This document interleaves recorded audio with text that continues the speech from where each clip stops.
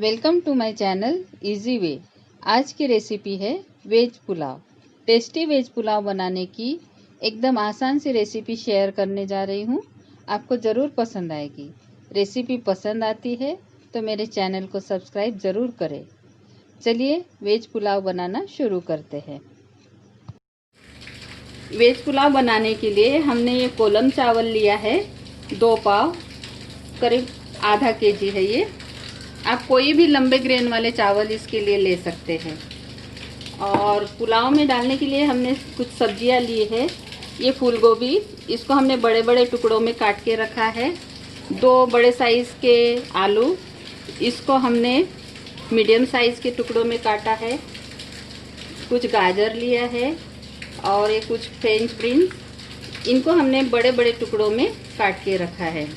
और करीब 1 कटोरी हरा मटर, अदरक लहसुन का पेस्ट, घी, 3-4 हरी मिर्चें लंबाई में कटी हुई और 3 लाल मिर्चें खड़ी खड़ी रखे हैं और 2 प्याज को हमने स्लाइस करके रखा है। ये पॉट में हमने तेल गरम कर लिया है।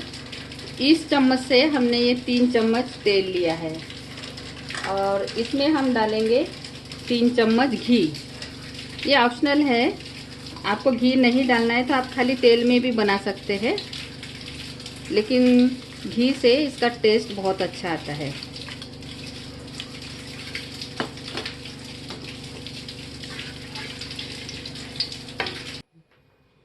ये ऑयल गरम हो चुका है।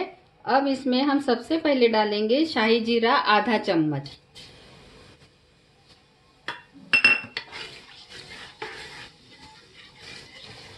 और इसमें अब हमको डालना है गरम मसाले। 3 तेज पत्ता, 2 इंच की 3 टुकड़े कलमी के, 5-6 हरी इलायची, 3 बड़ी इलायची, आधा चम्मच काली मिर्च और 5-6 लौंग।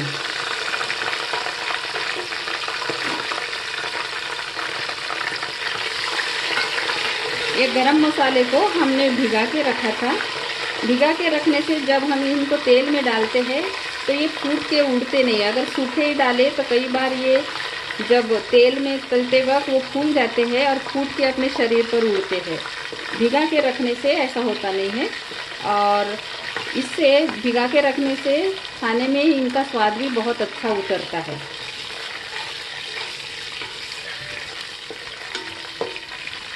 चलिए ये थोड़ा इसको तल लेंगे।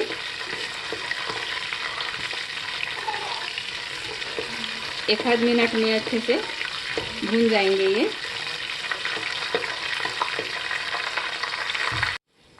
अभी ये गरम मसाला भून गया है। अब इसमें हम डालेंगे ये जो 2 प्याज को हमने स्लाइस करके रखा था, उसको डाल देंगे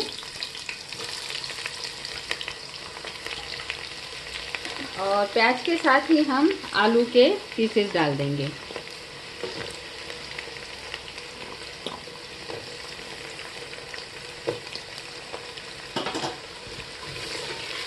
इनको 1-आध मिनट पका लेंगे अच्छे से, थोड़े ब्राउन होने तक प्याज, इसको 1-2 मिनट पका लेंगे।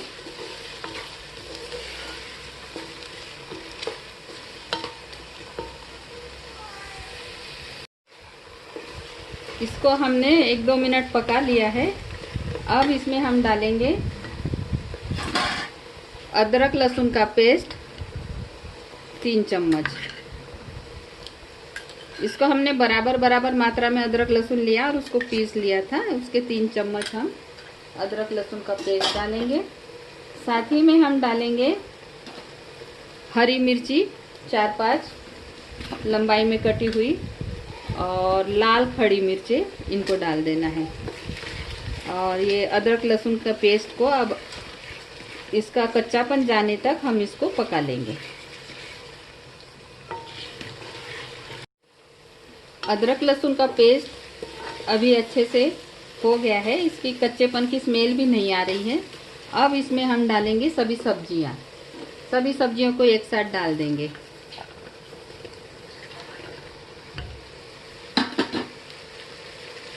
मटर, हरे मटर, गाजर और ये फ्रेंच बीन।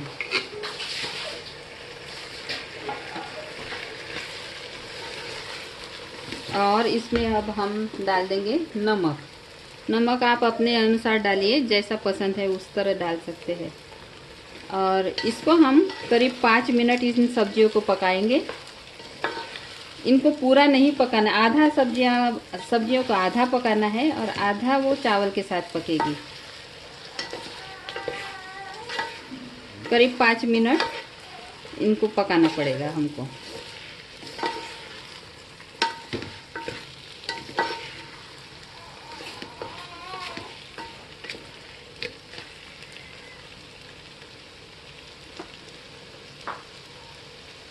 इनको हम थोड़ा सा ढक्कन ढक के करीब 4-5 मिनट पकाएंगे।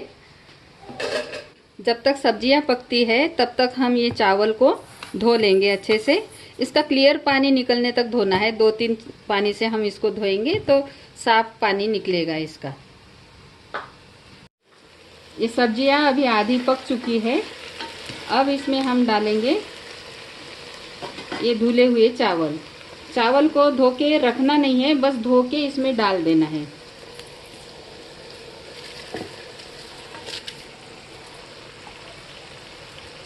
और इसको हल्के हाथ से सब्जियों के साथ ऐसा 1-2 मिनट भून लेना है तेल में। हल्के हाथ से करना है, नहीं तो ये चावल टूटने लगेंगे। उसके लिए ये 2 मिनट हमने चावल को ये तेल में भून लिया है सब्जियों के साथ। अब इसमें हम डालेंगे पानी। तो पानी हमको कितना डालना है, हम जिससे भी चावल नापेंगे तो उससे डबल पानी डालना है इसमें। ये हमने नाप के रखा था, इसको अब हम डाल देंगे।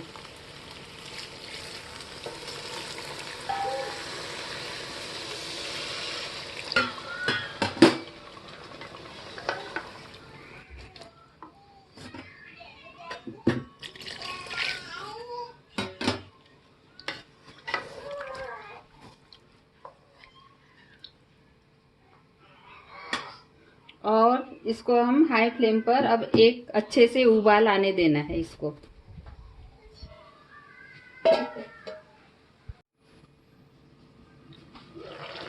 अब इसमें बहुत अच्छे से उबाल आ गया है। अब इसमें हम थोड़ा डालेंगे आधा नींबू का रस और इसको बहुत अच्छे से मिला लेना है एक बार। नींबू का रस डालने से हमारा पुलाव एकदम खिला खिला बनेगा।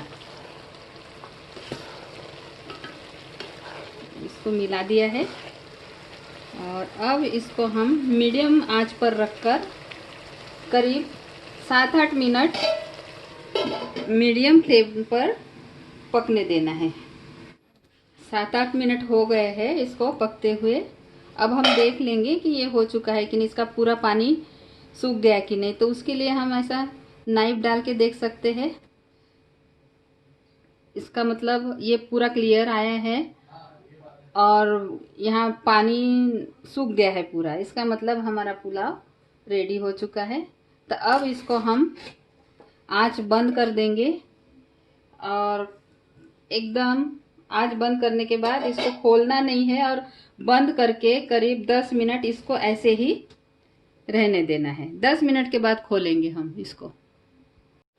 ये 10 मिनट हमने ऐसे ही रख दिया था। अब देखते हैं कैसे बना है हमारा पुलाव। ये देखिए कितना अच्छा लग रहा है ये। अब इसको हम थोड़ा थोड़ा इस तरह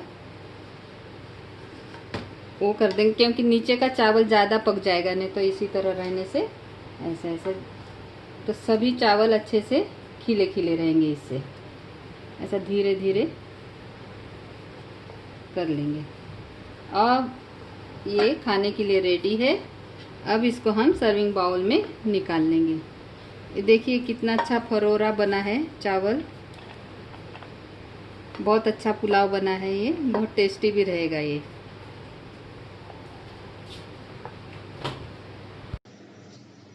आप भी इसे ट्राई करें और रेसिपी अच्छी लगे तो मेरे चैनल को लाइक करें, शेयर करें। और अगर आप मेरे चैनल पर नए हैं तो चैनल पर सब्सक्राइब ज़रूर करें। Thank you.